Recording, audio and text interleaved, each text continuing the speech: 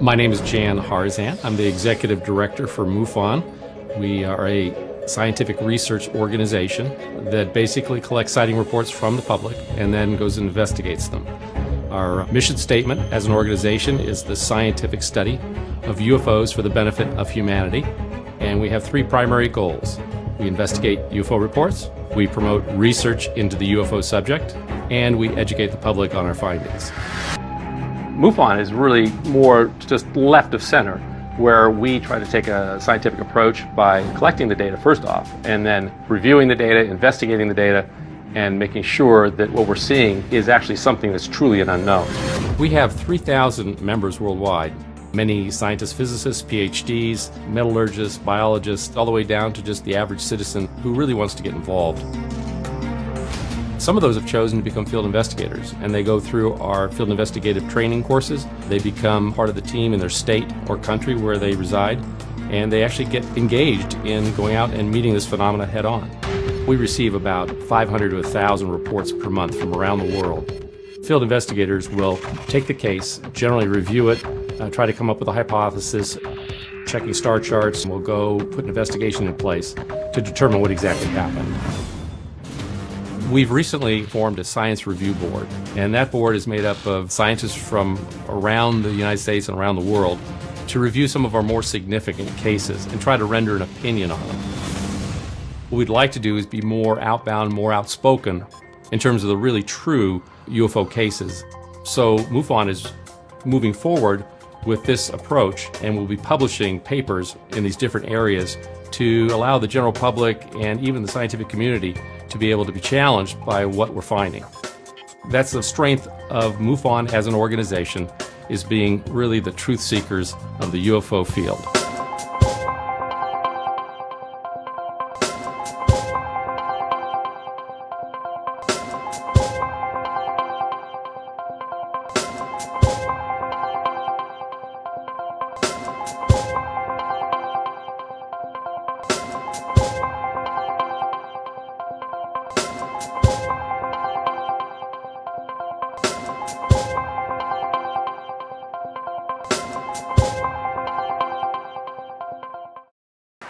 Thank you very much.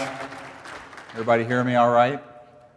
I'll give a big shout out to Jan Harzan. Where's Jan Harzan? Thank you for inviting me here. MUFON's very lucky to have a man of his intelligence and integrity and caliber. And a big applause to Jan Harzan.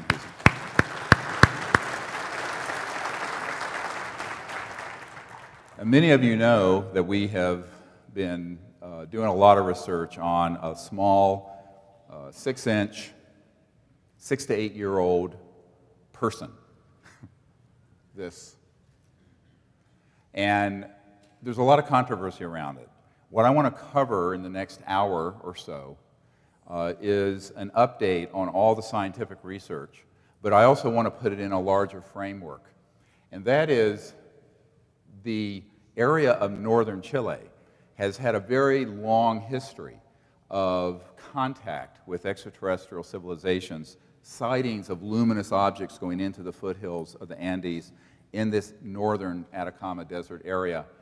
And most intriguingly, and this is thanks to a fantastic researcher, ALEXIS, who has gone down there to the site where this body was excavated and found, is there have been reports of small, foot-high or so humanoids that have been seen coming out during the full moon, or visible during moonlight, but not seen during the day, and apparently they live under the ground. Now, what's interesting about that is that the question becomes, will we find in our genetic analysis that there's some kind of sensitivity to the UV, ultraviolet spectrum, that we have here on Earth? I think we might. I just have notified the genetics team at Stanford University that's doing all the research on this with us of this salient fact to begin to look through the genetic material. And this entire adventure I went on started really about 4 years ago. And I was given a lecture much like this, and a man came up to me and he had a smartphone, and he hit the button and started playing a video of this creature. And I thought to myself, what the hell is this? And my first take on it, this has got to be a hoax. Can't be, no way. And then he began to share with me some other information about it. So the institute, Ramon Navia, that has this institute in Barcelona, Spain, asked me to come and look at it. Now, there was an exopolitics conference there. Many of you may have been there. And so that was the cover for me going to Barcelona to look at this little creature. And I was told I was only the third or fourth person ever to hold it in my hand. And I put on surgical gloves and was holding and examining. No question, it's an organic, intact, non-hoaxed specimen of some type. So at that point, we thought, well, what are we going to do? They were not comfortable with us taking it. There's all kinds of things swirling to my head. We got to figure this thing out. Now, as a result of going to Barcelona and examining it, I looked at some initial x-rays, and I said, yep, this is an actual organism. This is not someone put together chicken bones and faked some kind of creature. So at this point, I'm thinking, we've really got to drill down on this, but they weren't comfortable with us doing anything invasive to the specimen. And the main reason they invited me over is because I'm a medical doctor and also the head of the global disclosure movement. So they wanted me to know about this, but they wouldn't let us do anything with it. So fast forward to this September, a few months ago, in 2012, and we approached them again and said, look, we really want to come over there and do the following, because we have a team that we've assembled at Stanford University who wants to do the genome, the genetic research, and also study the morphology with the top experts in the world who study skeletal dysplasias. Now, you're going to get a big biology lesson today. You may not like that, but bear with me. Dysplasias are abnormality of the skeletal form. And usually, those have a genetic phenotype, sort of root. So you have a gene that will give you dwarfism, a gene that will give you Marfan syndrome, very long bones. You know, I'm 6'4", but I don't have Marfan syndrome, don't worry. I have other things, but I don't have Marfan syndrome. Here's the thing, is that if we can look at this and do a thorough review, we thought maybe we're going to find something extraordinary here. So, given this as a gift from Stanford, now remember, the man doing the genetic work is Dr. Gary NOLAN. He's the Harris Chair, it's an endowed chair, so he can pretty much do what he wants. The man doing the work on studying and comparing the genetic defects from a skeletal point of view, Dr. Ralph Lockman, is the #1 person in the world on skeletal dysplasias and, in particular, neonatal and in childhood. So he's the #1 person in the world, not at Stanford, but on Earth. They all volunteer to do this without charge in the interest of science and also in the interest of disclosure. So we have a real debt of gratitude to Stanford and these scientists. Now, at that point, we then were able to convince them to go over there. So we fly over, and of course, here we come with our gowns and our masks and our surgical stuff, and we take 2 of the inferior ribs clippings, little pieces, about that big, you know, it's a few millimeters. But inside of each of these clippings was bone marrow. And when we looked at it under the dissecting microscope, we said, eureka. It was done under sterile conditions, put in a sterile container provided by Stanford, and then it was forensically handed off. I just want to give you this background. It was a forensic, completely controlled scientific handoff. Actually, I have a home in Washington near the White House, and Dr. NOLAN flew in from California, was having a meeting, I think, with the National Institutes of Health. We met at my place. I personally handed it off to him there. He then took it and began to process it. It was done under the most rigorous conditions, and he ended up consulting with the top experts in the world on what is called ancient DNA. Now, there's some confusion on this. Ancient, we're not talking mummies from the Egyptians thousands of years ago. Ancient DNA is that if you find a body that's been dead for a year or two, that's considered ancient or old DNA. Why? Because that DNA has been around long enough to degrade from living DNA. And there's a whole different set of protocols that you do scientifically to find out the analysis and do it properly. So it has to be handled from the very beginning. I will not bore you with all those details, because you will all just, your eyes will roll back. The fact is, the point I'm trying to make is that Dr. Nolan and his team did this in the most rigorous scientific way possible. Now, this is at the point where he thought it would become fairly easy. Getting the specimen wasn't easy, figuring out the protocols, and then it was run. That's when the trouble started. So I want to go first to this first slide. As you can see from the morphology, and I'm going to get into the genetic material in a minute, you have a very unusual shape here. This is tin ribs. There are no genetic syndromes in humans known in the entire literature with tin ribs. You have a head that has 4 skull bones instead of 6. You have long bones that are developed that have, and we're going to get into this in a moment, growth plates, epiphyseal plates. It's a good new word for you guys, epiphyseal. But you know when you have growth plates in kids, you can see them. This has a growth plate of a 6 to 8-year-old, but it's 6 inches tall. Think about it for a moment. 6 inches, 13 centimeters. There are so many abnormalities, what we call a global level of abnormalities, that there is no known genetic syndrome in the world that has ever been described that this life form fits, whatever it was. We believe it lived between 100 and 200 years ago, probably late 1800s. This is still being looked at. There's something called a genetic clock where you can actually look at the genetic material and see how long it's degraded. Carbon dating is going to be more difficult because we only took a very tiny amount of the material from these ribs right here. So the eye sockets are totally different. The size of the cranium is amazingly different. From here, look at your neighbor sitting next to you. From their eyebrows to the top of their head, you would end here. This is about 3 times the cranial vault of a Homo sapien, a human, which is very consistent with a lot of other humanoid sightings, just making this point. It also has a very different shaped scapula, and we'll go through some more of these pictures.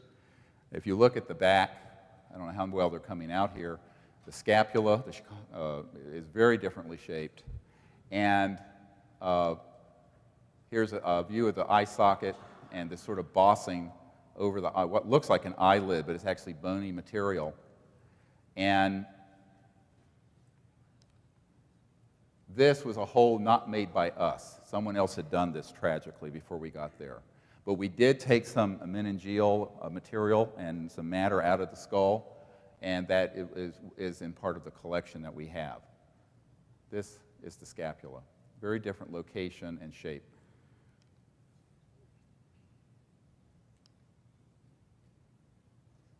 I'm just going to show you these pictures just so you have a sense. Now, this is a pen, a writing pen. This is the entire body. Imagine putting this through a CAT scanner. The radiology place in Barcelona was going, WTF is this? I mean, it's not every day you walk in with one of these. What is this? And the first thing that the chief of this huge medical center, Dr. Manchon, said, as a woman, a physician, radiologist, chief of radiology, said, "Oh my God, it's an alien." I said, well, I'm not going to say that, but you can. So anyway. So this was what we put it on to run it through the CAT scanner. There's a little dish. And you can see the angle. It does have a fracture on the right humerus upper arm, and it has a fracture on the right posterior, what we would call mastoid cell, this area of the skull. We believe it is either resulted in this creature's death or may have happened right after death. Here are some of the X-ray. I don't know if these spotlights are going to be able to be taken off. I don't know why you'd have a spotlight on a stage on this, but you need to kill this light. I want to show these X-rays. They're very important. Can they dim it? Can you guys, is there another screen you can see it on? Okay. So these x-rays were taken at the request of Dr. Ralph Lockman at Stanford. He wanted specific angles and views so that he could do a determination and comparison with human fetuses, with human embryos, with known human genetic syndromes. And these are the shots that we got. I'm not going to go through all the abnormalities. They are TNTC, which is a term in medicine too numerous to count. There are so many abnormalities versus a human, and to have all the abnormalities found in one creature, one specimen, is very unique. Now, this is where this gets to be critical. When you look at the epiphyseal plates, this is the growth plate that you have in bones. This is a 1-month human. It hasn't even started to form where there would be a normal growth plate. And now look at a 6-year-old human and look at the Atacama creature. All right? Now, there's a lot of bad information on the internet about this. It's been written by quack doctors, quack scientists, debunkers, fools, and liars. So I know, I'm blunt, everyone loves it or they hate it, deal with it. So the fact of the matter is, this is dispositive. And what I mean by dispositive, you do not have epiphyseal plates in an embryo. So if you read that this is a 15 to 18-year-old embryo, that is a lie. This is a 6 to 8-year-old child, which is amazing because it's 6 inches big. So I wanted you to understand this very carefully. Now here's the report by Dr. Lockman, and I think it's very important for you you can read this on your own, but he states point blank that it's in accordance with, it's a 6 to 8-year-old, it has 10 ribs, humans normally have 12 and rarely 11. He goes through all this stuff, and he signs it. And he signs every page of it, because I said, you know, this is going to be very controversial for you. He said, I don't care. You know, I mean, he's a tenured professor, world expert in the subject, and he says, this is amazing. So he wrote this to Dr. Nolan, and then, of course, I have the original in our archive in our vault. So what is also interesting, if you read this, is that it doesn't fall into any known forms of dwarfism. Now, an extreme form of dwarfism, 6 to 8-year-old, still not going to be 6 inches. I've delivered a lot of premature babies emergently, what are called precipitous deliveries, when they just come out too quickly, you know, and it's an emergency delivery. But I can tell you, you don't have anything this size that lives. Certainly not 6 or 8 years, ever. Doesn't happen. Cannot, has never happened. So this report is the most important thing that's come about, is Dr. Lockman's assessment and his imprimatur stating that this is a 6 to 8-year-old child. And these are all the things that he found, the abnormalities. He does, of course, mention the obvious relative facial hypoplasia. Now, one thing that he also has said since then that he didn't put in his report is that the epiphyseal findings of the leg are found throughout the entire skeletal system. Dr. Manchon of the clinic, the radiological clinic in Barcelona, when she looked at it, immediately made the same comment. Because it was because from the size, you look at it superficially, it's got to be a miscarried fetus. And she says, no, no, no, no, no. But the bone density, the epiphyseal plates, this is a several-year-old child. But she didn't know exactly. She hadn't done the epiphyseal plate comparisons because she was just seeing them as it came out of the developer. But she immediately said, this is absolutely not a fetus, even though it's 6 inches large, which is a 15 to 18-week fetus normally. So here are more of his findings. And what I think that we want to understand from all of this is that, can the CAT scan play? Is that it's not just the skeletal. Oops, sorry. There's a CAT scan that's supposed to play. Oops, no. I apologize.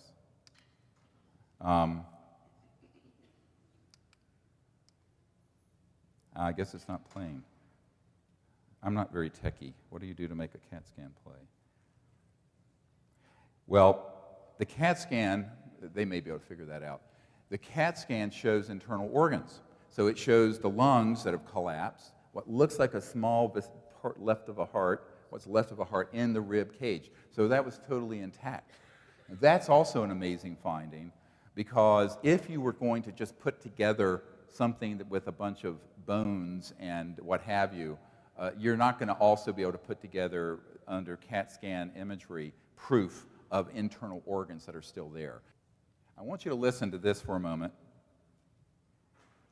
Sound, please. From a clinical standpoint, it's a human mutation, right? One of the things that has to be answered, because just a preliminary examination of this sample is that it is obviously older than just an aborted fetus, right?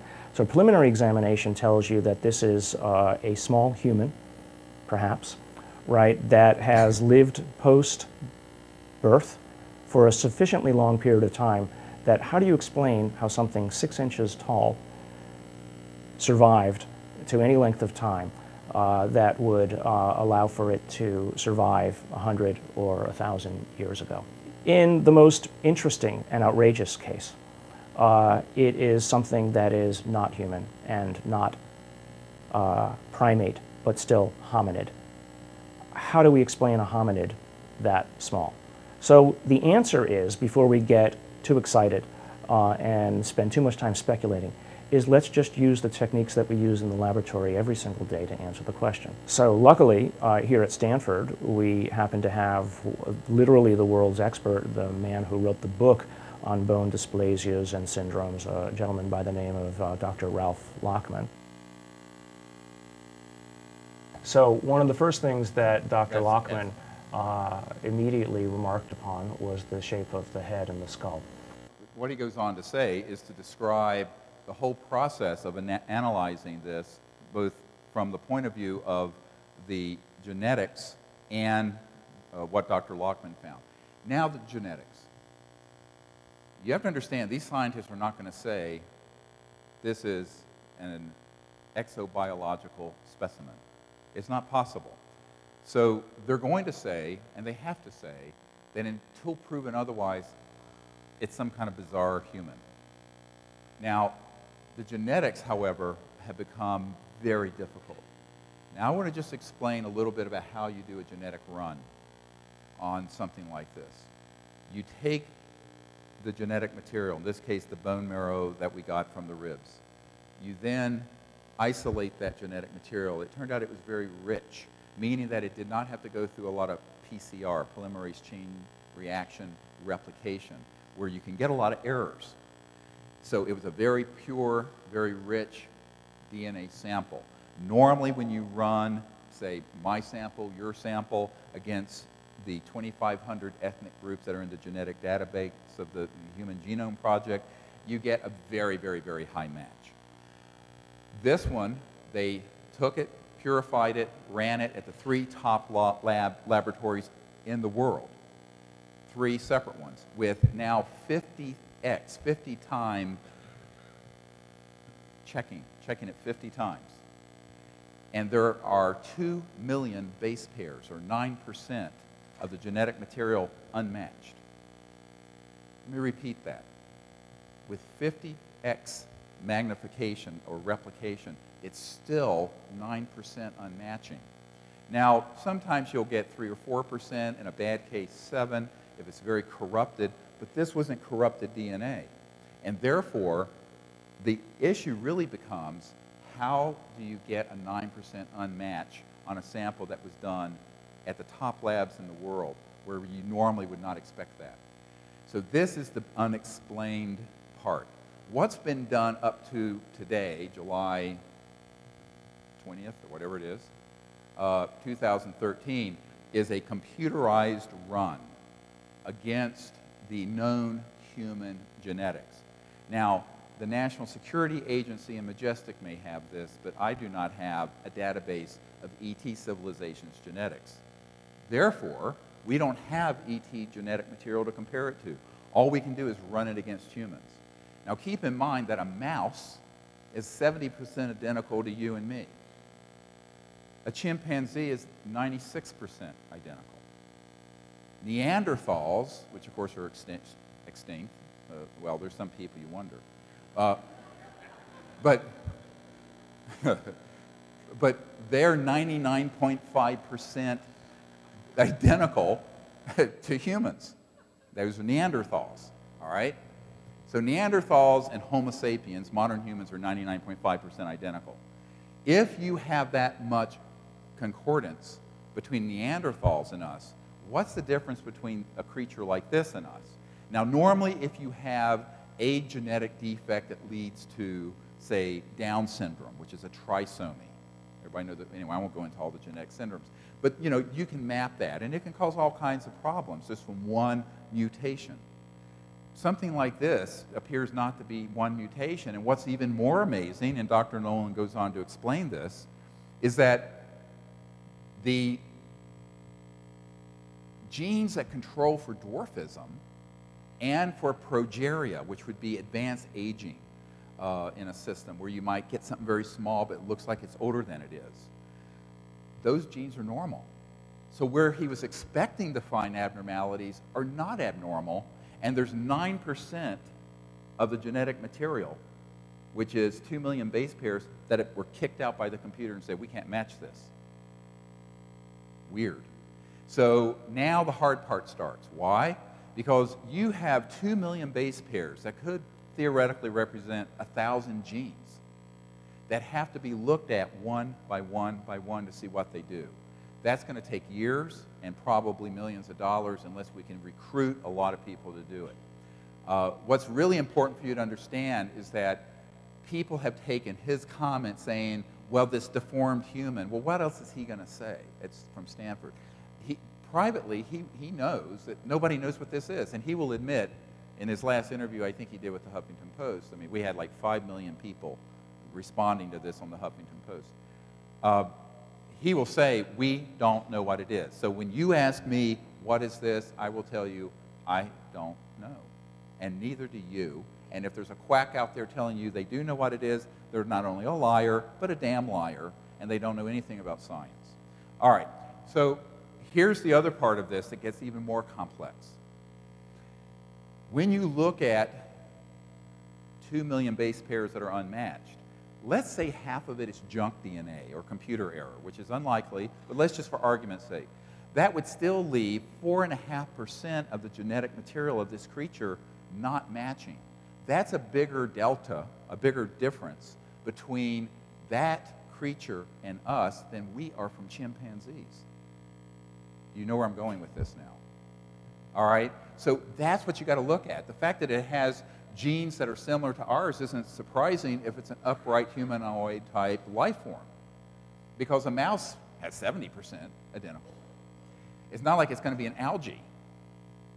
So we have to begin to look at this from scratch all over again.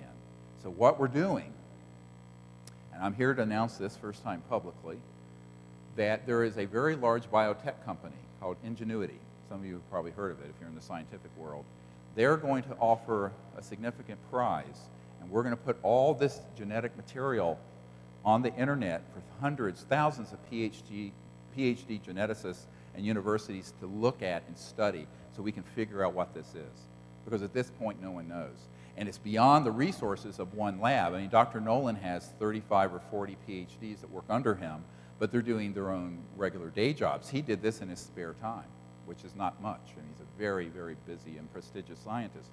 But we now are going to have to recruit other scientists at top universities throughout the world to look at this, and there is going to be a prize offered for people who can figure out what is going on with this 2 million base pairs, and Ingenuity is going to do that for this project, which is a very big breakthrough, bridging ufology, as it were, and unknown events like this into the scientific community. So that's a really wonderful thing that's happening.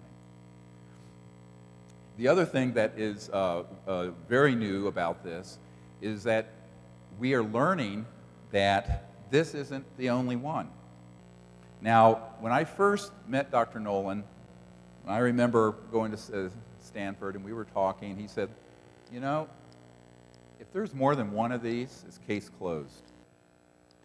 Because there are no genetic defects like this in the literature. If there are two of them, the chances that it's a one-off mutation having randomly in other places goes down almost infinitesimally.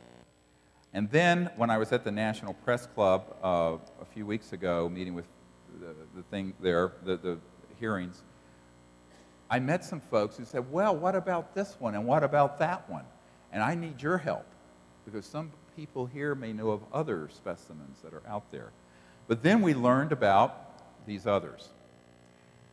So here you have, it's not very good footage, very similar creature, very similar head, 4 skull bones, just like ours.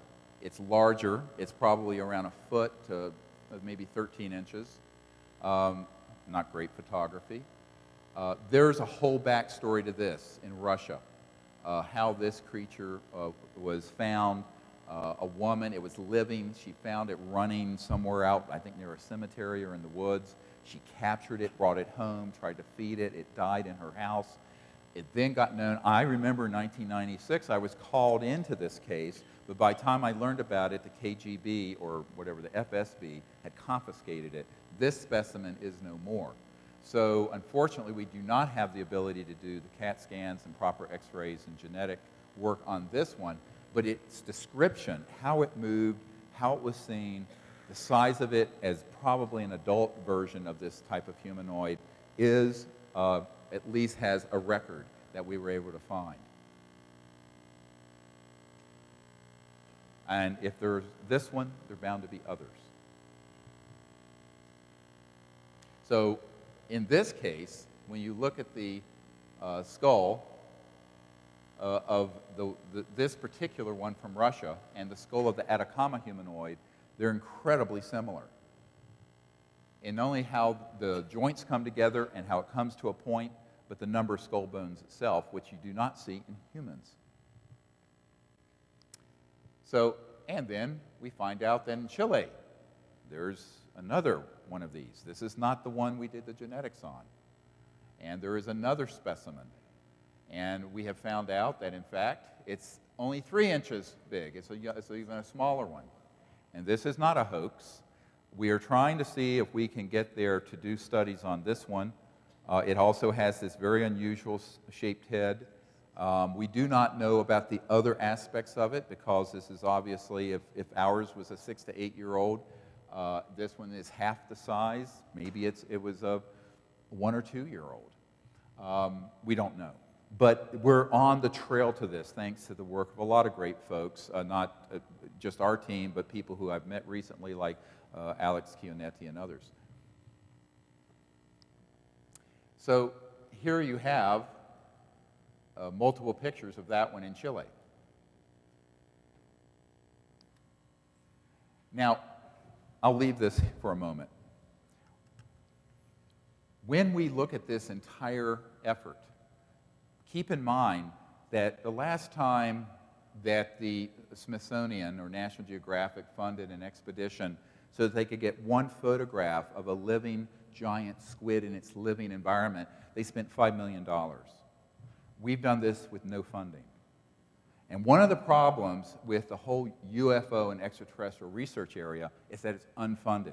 What we really need to be able to do is go down to the Atacama Desert with ground-penetrating radar, ultrasound, archaeologists, people who understand forensics, and go to these areas, because we've also learned that there are some old mines from the 1800s that when they were digging into the earth, they chopped into a little underground city where, in other words, you know, we have this big hall here, but if your adults are only 1 foot high, you know, if you had a 2-foot high corridor, that would be us like having a 12-foot ceiling in our house. That's pretty roomy.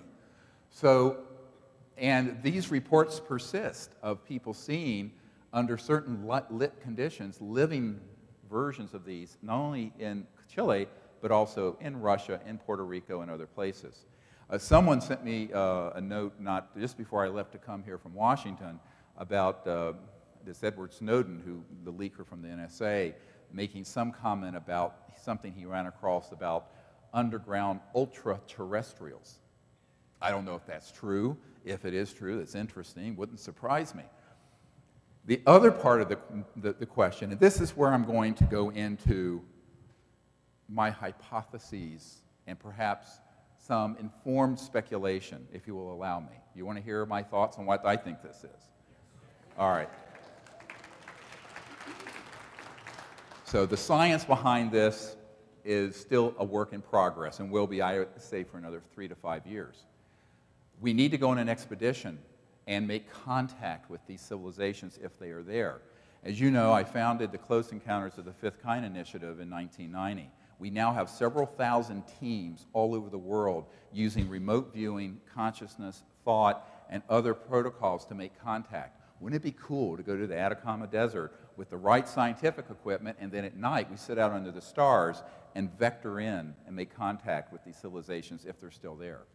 That's what I'd like to do. Because what I think is that we're dealing with something that may be the missing link.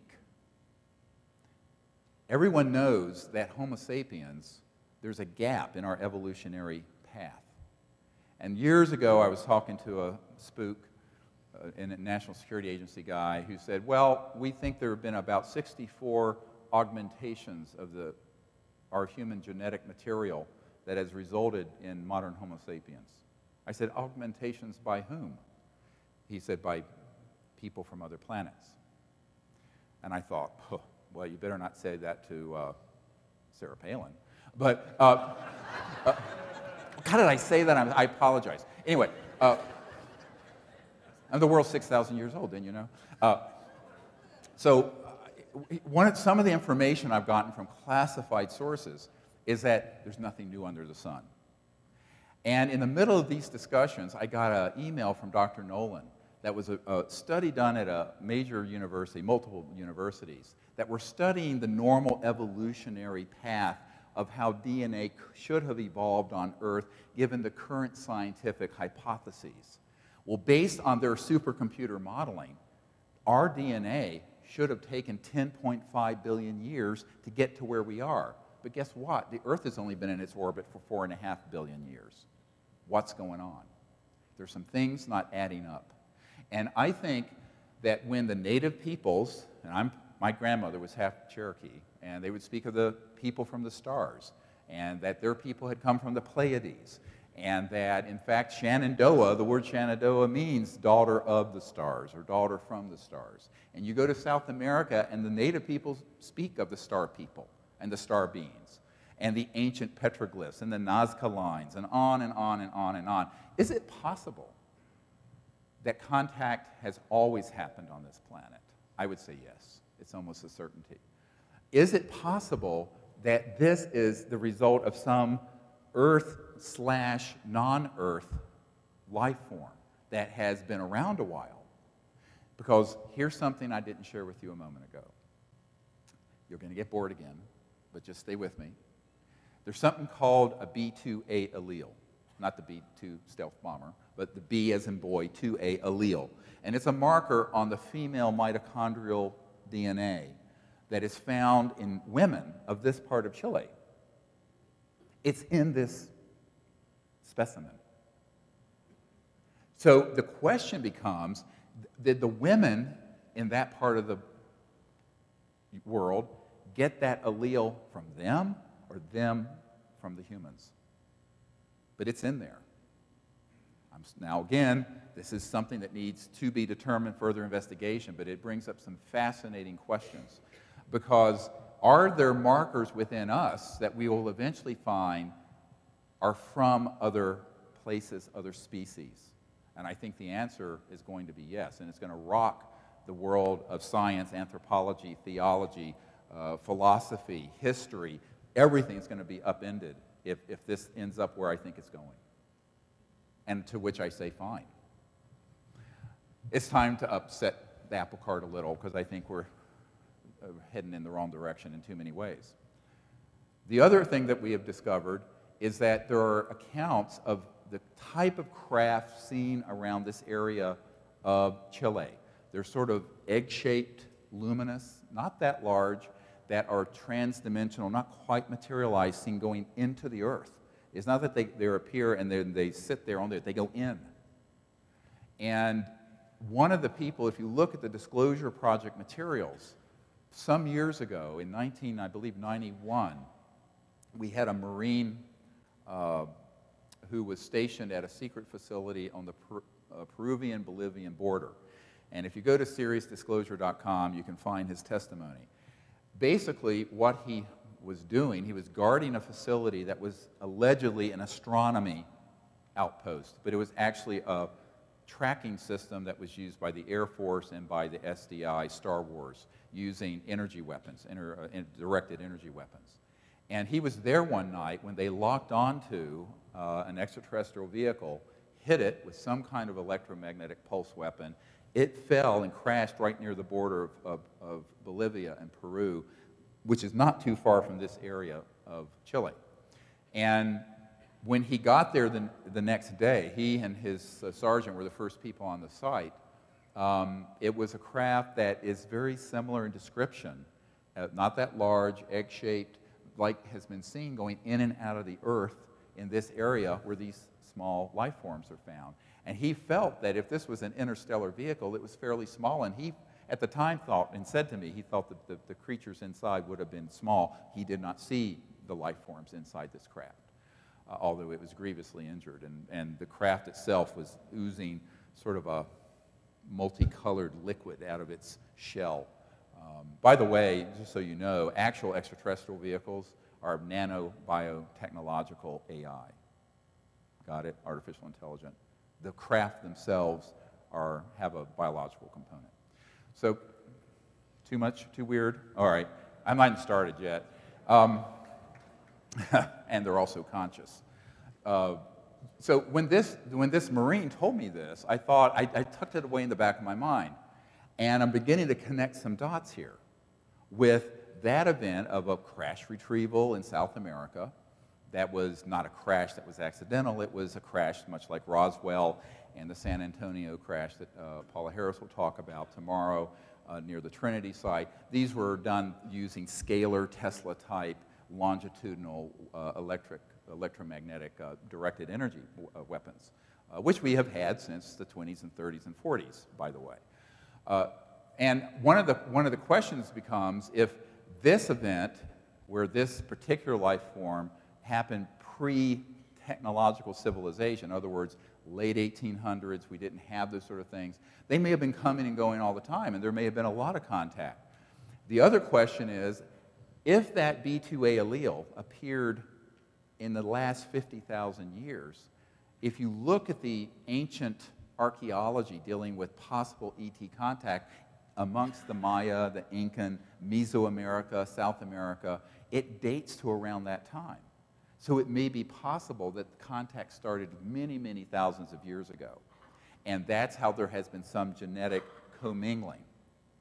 And then finally, the most interesting and explosive, although a bit nerdy, so sorry, but you're going to get more biological stuff. So you didn't know you were going to do a PhD in biology today, but you are. There's something called epigenetics. Everybody, how many people have heard of that term? Not many. Okay. Epigenetics are the effects in the environment, in chemical systems, diet, meditation, that can turn on and off genes. You know, there was only around, some large percentage of the genetic material of the human genome was called junk DNA until the last couple years. Now they're finding that that junk DNA, that is not a permanent gene operating all the time, is turned on and off based on environmental influences, whether you're in a meditative state, whether you're stressed, whether you have a chemical in your system, and so what is happening is that there's this whole area of epigenetics, meaning that there are things that can happen electromagnetically, consciously, thought, mental states, chemicals you're exposed to, that will turn on or off genes that are in you already. And this is the big frontier in genetics right now, is epigenetics. You can look it up. What if this life form was an epigenetic result, an involvement between Earth and some other civilization that utilized knowledge way beyond our science and genetics in 2013 that resulted in this life form, so that it's an epigenetic result? This is something we're going to seriously look at, although that area of genetic research is very early in its infancy. So those are some of my thoughts. Another thought that I have about this is that if there are more of these out there that we can put through this protocol, we now have the protocol and the team to do it. So if any of you know of a physical specimen that maybe could be located, that we could take a genetic sample from, we would want to know about that. But we have to have a full access pass. That was what took me 4 years with the group in Barcelona. We can't just say, look at it and make a guess. I mean, that's what they were doing for years, since 2003 and 2004. We want to do real science on these specimens. So that is something we now have set up. The protocols are known. We've learned a lot in the last 9 months doing this. And if any of you can help us. The other thing I'm putting out a call for are people to support an expedition to the Atacama Desert to do the archaeology, the research, to do the underground excavations, and also to do a CE5 contact with the interstellar civilizations. Because I believe that if we went down there and had a properly supported team to do it, there are amazing, from what I'm hearing, amazing contact events that could result, not to mention finding perhaps more evidence of these. There are accounts from people, now these are, again, it becomes apocryphal, of some more of these specimens in urns that are stored in a very remote place at the edge of the Andes. And there's a sort of antique village, an extinct village that exists that the people in Barcelona got very close to but ran out of time and funds to get there, where there are accounts that there may be more of these specimens. So if that is true, then it certainly warrants a full court press scientifically. And if there's anyone here who can help us with that, then please do. So what I want to do now is shift gears a little bit over the next few minutes from the Atacama humanoid to the whole question of disclosure in general. And many of you know that, you know, I've been involved with this for too long, and certainly my family would say so. And it's been a very difficult road. Many people say to me, when is disclosure going to happen? And I tell them, we're doing it. Disclosure isn't going to be happening by the President of the United States. It is not going to happen from the Congress. It is unlikely to happen from the UN, although they wanted to. Because these potentates are not going to try to take on a kleptocracy of a multi-trillion-dollar complex of fossil fuel interests to bring out something that would lead immediately to the disclosure that we have technologies that would give us an energy source, 0 point, anti-gravity, and be all fossil fuels.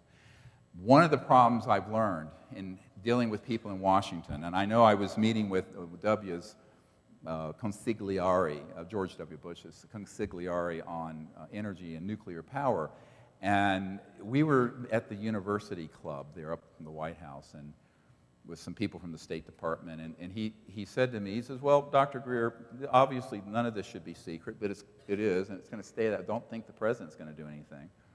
First of all, he doesn't know. Cheney did. But secondly, he says, everybody who becomes President rules as a conservative, whether they're conservative or liberal, from the real definition of don't change anything. And I remember this conversation I had with an admiral who is in charge of CONUS, Continental United States Security. And he said, you know, you're absolutely right. This should never be kept secret. But this is too big for me to handle. I just want to get out of this command and retire and go fishing in Wyoming at my place. So the reality is these people put their pants on one leg at a time. The likelihood that you're going to have political figures and very wealthy people come out on something like this is not great. However, if the people keep disclosing the truth, we can do that. It is time for this to end. The secrecy has got to end, but it's unlikely it's going to end until there's a mass movement in the public. And so we have to keep that happening. We are responsible for disclosure. Now, should the leaders do it? Yes, if they were to follow their constitutional duties.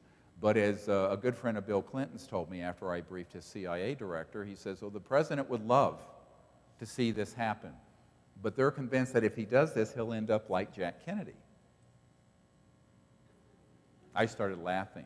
Now, I'm at dinner with my 4 kids around the table, and this guy, he's kind of a bag man for the Democratic Party. You know, you get cash and bring it in. And he used to stay at the White House a lot. And I thought, oh, that's really, he says, no, we're serious. I said, what are you telling me?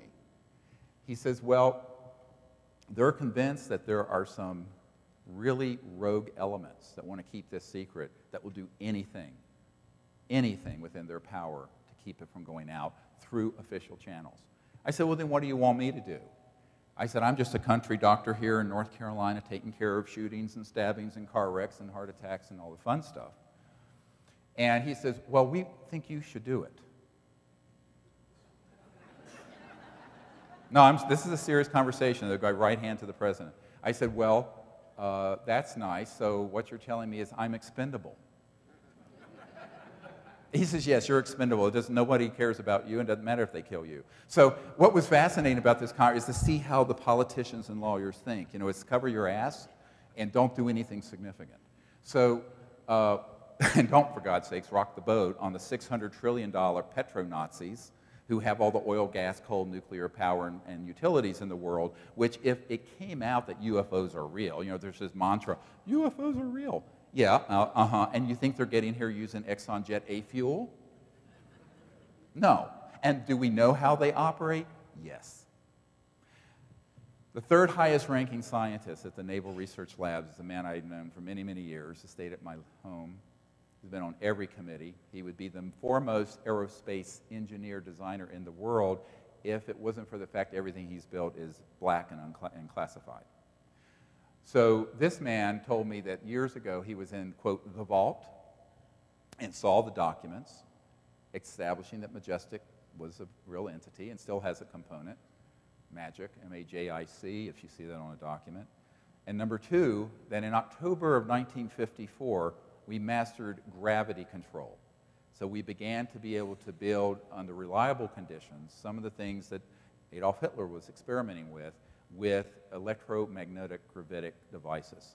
So Lockheed Martin, my uncle, as many of you know, my uncle was the senior project engineer, designed the lunar module that went to the moon. Northrop Grumman, SAIC, MITRE Corporation, all of these have had an involvement over the last years, decades, developing these technologies. And we have them. So when you go out there, those of you who are MUFON field investigators, the first thing you have to learn before you ever run down a case again is to learn what it is that we have in our arsenal that's human. Because if you don't know what Lockheed Martin Skunk Works has, there's no way you're going to distinguish that from an extraterrestrial vehicle. And believe me, they can be very similar because over 60 years of research and development, and as you'll see tonight in the movie, when Donald Rumsfeld said there's $2.3 trillion unaccounted for, 2.3 trillion. He did not misspeak. He did not mean to say billion. No one cares about $1 billion at the Pentagon. A billion here and a billion there, pretty soon you're talking real money. But $2.3 trillion is completely unaccounted for. This by the admission of W's Secretary of Defense, Donald Rumsfeld. And we have the videotape of it. Now, when you think about this, you have to ask the question, where's it been going? Well, it's been going to SAIC and MITRE and Booz Allen Hamilton and Lockheed Martin and Northrop Grumman and EG&G and Pahut Mesa out here. Nobody calls it Area 51, by the way. You want to talk about Pahut Mesa, S4, S12, S3, and Groom Lake, all that. So the big action now is at Dugway up in Utah. Restricted airspace, no roads to it. You cannot get in there, and it's classified airspace over it. And also in Australia. So what you're beginning to put a picture here of a government that is separate from the government of we the people. Now, the irony is that my farm in Virginia is just down the road from Thomas Jefferson's Monticello. And when we were first planning the whole disclosure movement, I was sitting there with these big pieces of paper storyboarding, you know, the next decade or two and what needed to happen. And I swear I heard Thomas Jefferson in my right ear go, "The next American Revolution. It's time." We need a renewal of our country and of this planet. So we have to disclose this information, but in a way that doesn't hurt us, but in a way that propels us into a peaceful future. That's going to be the hardest part, because ultimately, if disclosure happens within the construct of what Wernher von Braun warned us about when he said that they would try to create a false flag, hoax a situation of an attack on the planet so that they could expand the military-industrial sector into space. You know what? It's actually already happened. That's what Hollywood is doing with the $2 billion in alien invasion films. That's why this is all being orchestrated by people who want you to think we have someone new to fight. So what they want you to do, they want you to trade racism and religious strife and misogyny and homophobia and Catholics killing Protestants and Shias killing Sunnis and Buddhists killing Muslims and whatever it is that you want to think of, with humans at war with something out there. This is not, my friends, progress. What we have to do is realize the time that we're entering, the only way it can be survived is that if we adopt a paradigm of universality, and that is the universality of consciousness and mind and spirit, and that there's really one people in the cosmos, and we are that people, if you go past the superficial differences. And that is the deepest part of what I want to share with you, is that if we can reach into ourselves and discover that, we will be able to create a world that can go on for millions of years. If we don't, we're in real trouble, because there's no way that we're going to be able to go into space using weapons that are much more destructive than thermonuclear weapons, hydrogen bombs, doing the kinds of things we're doing covertly, where we target ET craft and they get downed, and get away with it indefinitely.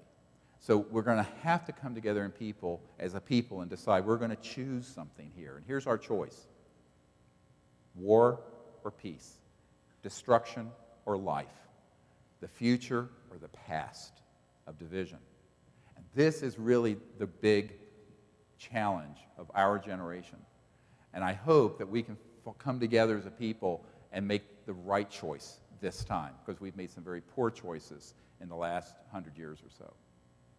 Ultimately, this thing gets about humans. I always tell people the secrecy is more about the human condition, and disclosure is much more about the human condition. The least significant aspect of all of this is the extraterrestrial part. They're waiting for us to grow up and become what Michikachu calls a level 1 civilization, where we're living peacefully and not destroying our biosphere and each other. We need to attain that level 1 civilization quickly. Now, some people say, oh, it'll never happen. I'm going to say, yeah, it will, because it has to. Something about humans, we survive. And we are now in an existential crisis, where if we don't make the correct decisions and bring out free energy and end the destruction of the biosphere and make peaceful contact with these civilizations and stop the madness of the endless wars around the world, we do not have a future. And I think out of compassion, we also have to understand that we're in this lovely ballroom here in Las Vegas, where it's 110 outside and 78 degrees in here, whatever it is. But you know that half the world's population doesn't even have plumbing? Why? When Nikola Tesla and others came out with free energy devices 100 years ago. When near my home in Virginia, Dr. Walter Russell was teaching and mentoring Nikola Tesla about the Universal One at Swannanoa, that I can see from my house up on the Blue Ridge Mountains. Why are we still living this way? It is because the good people have not chosen to do the right thing. And the people who are trying to maintain their grip on power and greed have done things that we have allowed them to do. Ultimately, this means that when you look at our political system, I don't say you give up on it, but you don't put all your eggs in that basket, which is why many people have misunderstood what I've done with disclosure. The disclosure movement worldwide is happening everywhere. There are 14 countries that are opening up files. There are now open public offices in different governments and military institutions, as you heard about Japan and France, looking into the subject in a credible way. Many of the changes that are happening are going to have to pick up pace, but the biggest thing that's happening, the most exciting thing that's happening, is why I got involved with this subject to begin with. And I know many of you may know a little bit of this story, but when I was 17, I died. I had a near-death experience, and in that experience, I had an experience of what some people would call sort of samadhi, a universal, beautiful experience. Now, you have to understand, I was raised a very devout atheist. It didn't fit in a test tube, didn't exist, end of discussion. And so I was like, I didn't have a predilection to believe in any of the, angry old men with beards throwing lightning bolts at you from up on high in the pearly gates, or whatever. I didn't have any concept of that. My family didn't buy into that. But this experience was profound, and I had a beautiful near-death experience. 6 months later, I was up in the Blue Ridge Mountains on a mountain because I wanted to learn how to meditate, to experience that state of one mind that you experience in pure consciousness that I had when I was 17 and a half and had this near-death experience. And so here I am, 18 years old, and I'm sitting on this mountain, and I go into this meditation, and I have this experience. It was just like when I had the near-death experience. It was unbounded mind, and then I found myself in space. I was just free. I was remote viewing. I was omnipresent. It was magnificently beautiful. And just before I started that meditation, there was a silver disc that appeared, materialized and dematerialized over in the southwest. And I thought, oh, that's interesting. They're back, because I had had a contact experience when I was 8 or 9.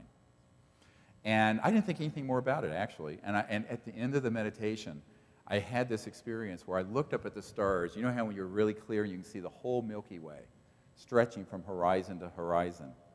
And a thought, not my own somehow, said, behold what a beautiful universe God has made. And with that, I went right into this state, while my eyes were open, that I was in the near-death experience. And I began to become aware that there was some little creature. Now, I mean, I'm an 18-year-old kid. I thought it was like a deer had almond-shaped eyes, but it wasn't a deer. It came over and touched me on my right shoulder, and there was an electromagnetic field around me, and all my hair stood on end. And I used to have a lot of hair then, longer hair. This is, hey, 1973, dude. So at that point, time stopped. Everything stopped. And I found myself with them in space, with translucent energy around me that represented a craft, but we were in a meditative state. It was then that I created something that I want to share now. And it's called the Close Encounters of the Fifth Kind Protocols, where you learn to go into meditation, remote view, send your mind out in a coherent thought, like this is a coherent laser light, and contact these civilizations within the paradigm of universal peace. That is what I experienced that night when I was 18. And it wasn't until 1990, many, many, many years later, that I decided to form an organization dedicated to that. And what we have now, and by the way, if you're interested in this, you can come on an expedition with us, but you can also get an app. We have a contact app that teaches the meditation, the remote viewing course, turns your phone into a magnetic field meter, so when a craft is approaching, it goes off and signals you. All of this.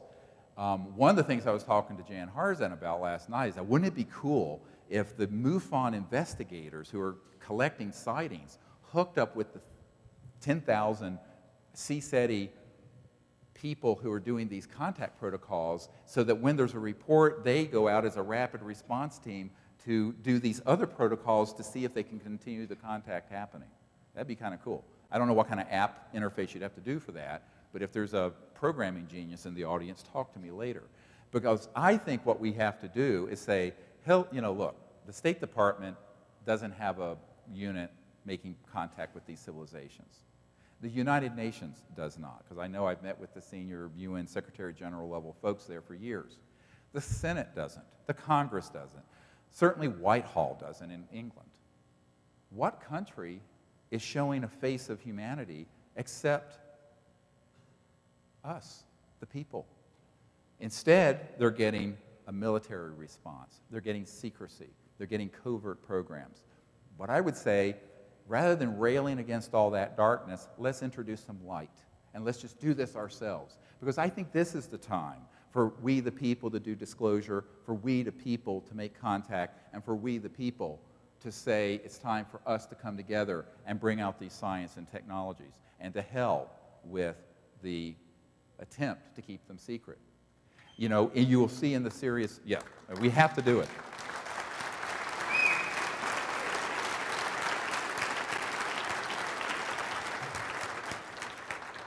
Two and a half years ago, the Federation of American Scientists, a very mainstream scientific group, released a document where they stated there were 5,135 patents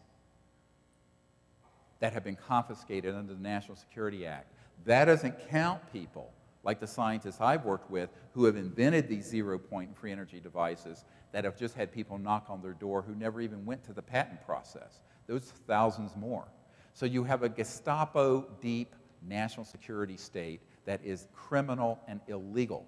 Believe me when I tell you, members of the Senate, even Intelligence Committee, do not know about those projects. The President of the United States does not know about them. The head of intelligence for the Joint Chiefs of Staff, whom I briefed personally, had no knowledge of it, and nor did the CIA director I briefed or the head of the Defense Intelligence Agency. A priori and forever, those operations are criminal, and we cannot be bound by them anymore. So what I'm also saying is that what we're doing with the proceeds from Sirius is to get the word out, is to create a new energy lab. And I remember years ago, Ted Koppel of Nightline talking to me private, what would happen if you had one of these and they came with you with a national security order? I said, I will tear it up in front of millions of people, and believe me, they'll be watching. It's time for us to say no more, no mas to this, secrecy. And I think that it's not going to happen by people looking at YouTube. We've got to actually have our own people go out there, get the resources in place, and create the laboratory. The good news is that between 2001 and now, I've identified dozens of scientists who understand this, physics, and also have documents and patents, we'll say how I got them, that had been previously seized under the National Security Act that need to be put out there and built up. Now, I can't do anything with them. My wife has to hook up the DVD player. I'm good with a defibrillator, but don't give me a computer. Forget about it. Ain't going to happen.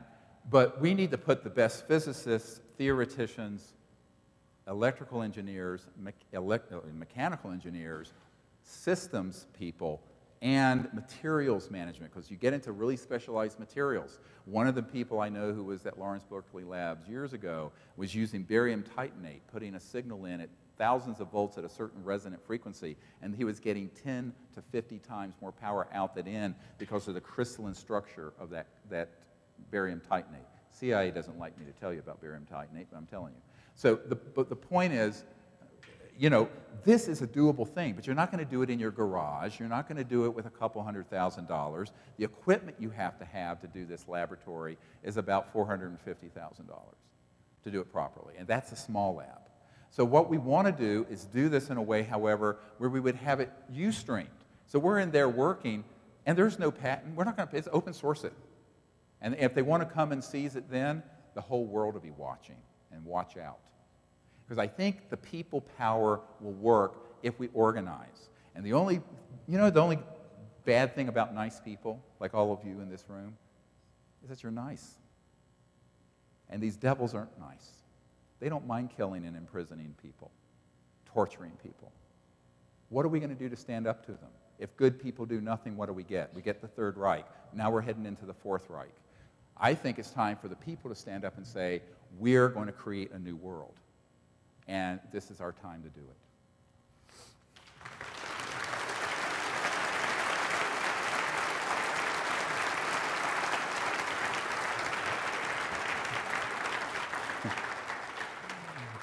Now I'm going to just share a couple of things that are immensely controversial. Jan Harzan, forgive me. Everybody know what Joshua Tree National Park is?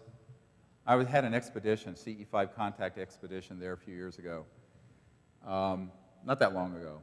And we went out there, and how many people have seen orbs floating in their house or in their yards or out around you? Everybody had an orb experience? Okay, those are trans-dimensional interstellars. Let me explain what that is. It's when an entire spacecraft or group of beings can be folded within space-time. The only effect you're going to see in this dimension is either an electromagnetic discharge through a magnetometer or some other instrument, or some sort of a light.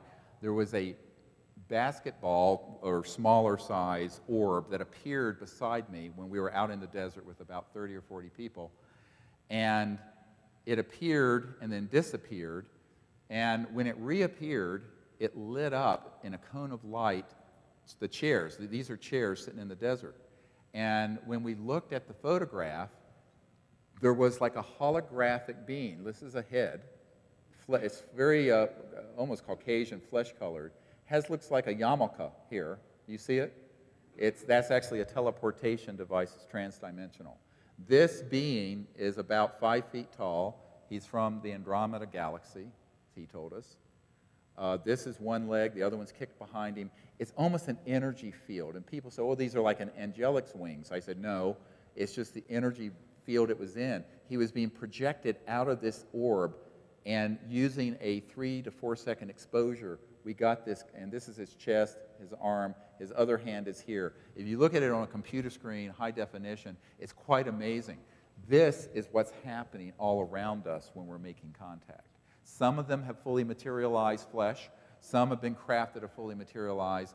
Often it's this sort of thing. Suddenly our magnetometers, our radar detectors will be in the middle of nowhere. They'll go beep, beep, beep, beep, beep, everything go, and there's nothing there. I'll say, take a picture over there, because you'll see a field disturbance, like the heat in the desert, but it's at 2 in the morning. And here's who's standing right outside our circle. This is his nose, his eyes. It's lit up from this side. The light's coming from here, hitting this side of his head. So this is what, at the CIA, they call WSFM. You know what that is? Stands for Weird Science and Frickin' Magic. That is what they call this. So after the citizens hearing thing, I went out to a party with all these spooks and scientists from the CIA and NSA, and they said, oh yeah, all this weird stuff, that's so cool. Anyway, so this is what's really happening. Every one of you can learn to do this. And I would say do this at home. Do it with your friends. Learn the contact protocols, and you'll be amazed at who will show up. This is just a measurement of the distances. I won't bore you with it, but this is the actual being. Now, it's not fully, those of you who live in just 3D, get over it. If you go from one star system to another, by definition, you're dropping out of linear space-time, folding into another dimension that's increasingly in the realm of consciousness and thought, and reappearing at another point in space and time. The mystery to all of this is the quantum conscious hologram known as reality. This is at my ranch in Colorado. I have some land there near the Buddhist stupa that the Dalai Lama asked Ambassador Jim George of Canada, who was a great supporter of our work. And there was an object that was right in front of us, and this is in one frame of a camera. Zoop! And it's this kind of light ship. Beautiful. This happened last year and or year before last in Colorado. And then you have something like this. If you dim the lights, you'll be able to see it better. And we're at Mount Shasta. Oh my God. Whoa, that was great. There's a ship, lift up right from in the field in front of us, this light ship. Came up out of Mount Shasta. And the camera guy is awesome, Todd Goldenbaum, did our app. He's a real genius with software. Here it is, like a worm, like it's folding in and out of this dimension and goes out into space. Now, we were doing these protocols when this appeared. Watch it come up again. This is not a firefly.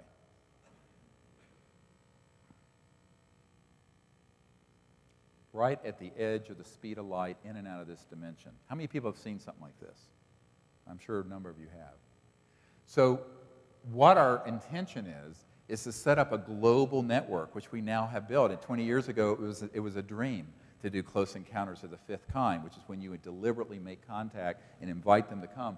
Now we have thousands of people. I was there when this happened, and it's magnificent when it happens. It's so beautiful. Why? And why are they responding? People say, why are they coming to your groups? I said, nothing special about us, certainly nothing special about me. What's special is that they're waiting for someone to do something halfway intelligent and peaceful, instead of chasing them with F-16s and shooting at them with electromagnetic pulse weapons. We can do better than this. And here's something that happened the last year. Watch this. Bing!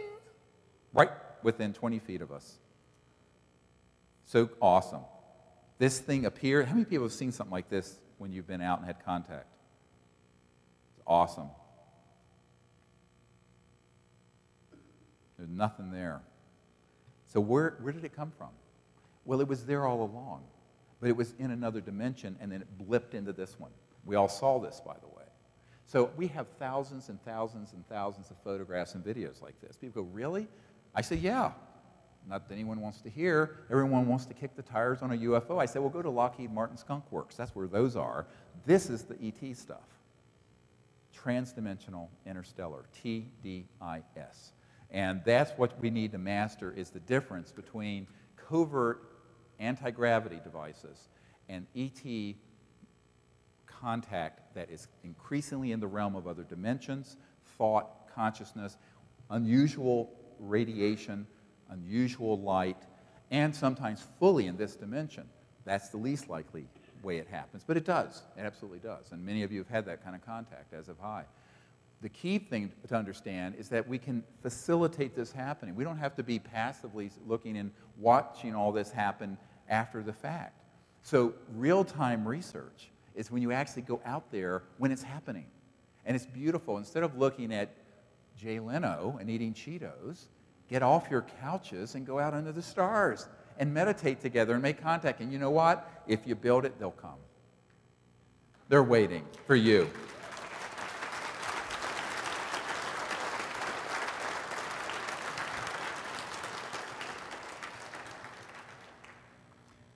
So in conclusion, what I want to say is that we're standing on the precipice of an enormous change in human civilization.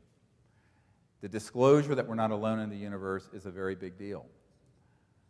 But making direct contact because they're here waiting for us is a bigger one. And it isn't going to happen by letting other people determine our future. We have to create our future. And here's the future I think that we all have to see, and that has to guide the world. That we become an enlightened civilization that goes into space peacefully. That we learn that within every single human being, but also every single sentient life form, is the spark of the awake mind that is non-local, universal consciousness. And it is omnipresent. It is true that every point in space and time is connected to every other point in space and time by mind, thought, consciousness. There's no barrier.